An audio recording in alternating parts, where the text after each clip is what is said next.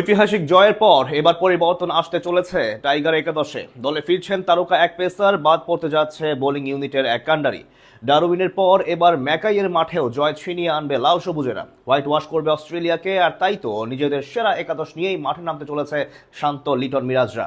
দ্বিতীয় শেষ টেস্টের একাদশে তবে সুযোগ পাচ্ছেন কারা, টাইগারদের একাদশী বা কেমন হবে, সে সবকিছু এক করে জানবো রিপোর্টে। ডারউইন টেস্ট জয়ের পর টাইগারদের চোখ এখন ম্যাকাইয়ের দিকে। প্রথম ম্যাচ জিতলেও আনন্দে গান ভাসিয়ে পা মাটিতেই রাখছে লাল সবুজেরা। দ্বিতীয় ও শেষ ম্যাচ জিতেই সিরিজ নিজেদের করতে চায় শান্ত বাহিনী। তাই তো একাদশে আনতে চলেছে পরিবর্তন। দলে ফিরছেন তারকা এক পেসার। যদিও ব্যাটিং ডিপার্টমেন্টে খুব একটা পরিবর্তন নাও করতে পারে বাংলাদেশ, তবে বোলিং ডিপার্টমেন্টে পরিবর্তন আনা এক প্রকার নিশ্চিত।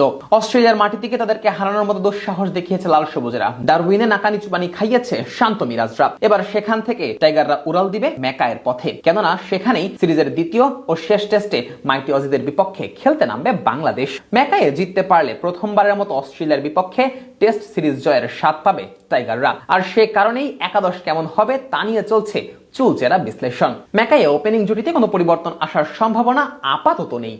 আবারও বেঞ্চে বসেই কাটাতে হবে সৌম্য সরকারকে। ওপেনিং এ তানজিদ তামিমের সাথে যথারীতি মাঠে নামবেন সাদমান ইসলাম। প্রথম ইনিংসে মাত্র 20 রানের ইনিংস খেললেও শুরুর কয়েক ওভারে অজি বোলারদের বেশ ভুগিয়েছেন সাদমান। দ্বিতীয় ইনিংসেও 42 বলে 25 রানের ইনিংস খেলে দলকে জয়ের বন্দরে নিয়ে যাওয়ার কাজটা সেরেছেন টাইগার এই ওপেনার। মিচেল স্টার্ক, জশ হ্যাজেলহুডের বিপক্ষে সাদমানের ব্যাটিং কৌশল ছিল চোখে পড়ার মতো। তাই তো পরের টেস্টেও তাকে নিয়ে একাদশ সাজাবে বাংলাদেশ। এদিকে তানজিদ তামিমের একাদশে সুযোগ পাওয়া নিশ্চিতই বলা যায়। দ্বিতীয় ইনিংসে 0 রানে ফিরে গেলেও প্রথম ইনিংসে এই তামিমের ব্যাটই আসে দারুণ এক শতক। অজি মাটিতে প্রথম বাংলাদেশী হিসেবে টেস্ট শতক হাঁকানোর কীর্তিটাও গড়েছেন এই বাহাতি। তাই পরের ম্যাচেও তার ব্যাটের দিকে চেয়ে থাকবে লাল সবুজেরা।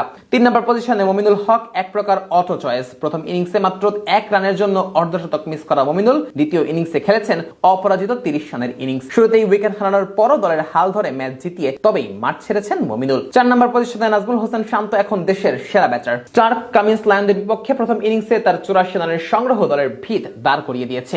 5 নম্বরে মুশফিকুর রহিম ও 6 নম্বরে লিটন দাসও থাকবেন একাদশে। যদিও প্রথম ম্যাচে ব্যাট হাতে খুব একটা ছন্দে ছিলেন না দুজনের কেউই, তবে এই দুই ব্যাটার টাইগারদের মিডল অর্ডারের ব্যাটিং স্তম্ভ। 7 নম্বরে মেহেদী হাসান মিরাজ শুধু বাংলাদেশী না, বর্তমানে লাল বলের ক্রিকেটে বিশ্ব সেরা। ডারউইনের ঐতিহাসিক জয়ে ব্যাট হাতে 50-র পাশাপাশি বল হাতেও 5 তুলে নিয়েছেন মিরাজ। দলের জয়ে গুরুত্বপূর্ণ অবদানই ছিল এই তারকার। ম্যাকাইয়ে উইকেটে কিছুটা পেস সহায়ক থাকবে বিধায় দলে ফিরবেন শরীফুল ইসলাম। এছাড়া প্রথম টেস্টে ম্যাচ সেরা হাসান মাহমুদ ও বাংলাদেশের পেস ইউনিটের নেতা তাসকিন আহমেদ তো থাকছেনই। তবে শঙ্কা রয়েছে বাকি থাকা এক পজিশন নিয়ে। বাংলাদেশ কি পেস সহায়ক উইকেটে 4 পেসার নিয়ে মাঠে নামবে, নাকি তাইজুলের স্পিনের উপর ভরসা করবে, সেটাই আসলে সবচেয়ে বড় প্রশ্ন। 4 পেসার খেলানো হলে একাদশ সুযোগ পাবেন এবাদত হোসেন, আর 3 পেসার ও 2 স্পিনার নিয়ে একাদশ সাজালে মিরাজের সাথে স্পিনার হিসেবে থাকবেন তাইজুল ইসলাম।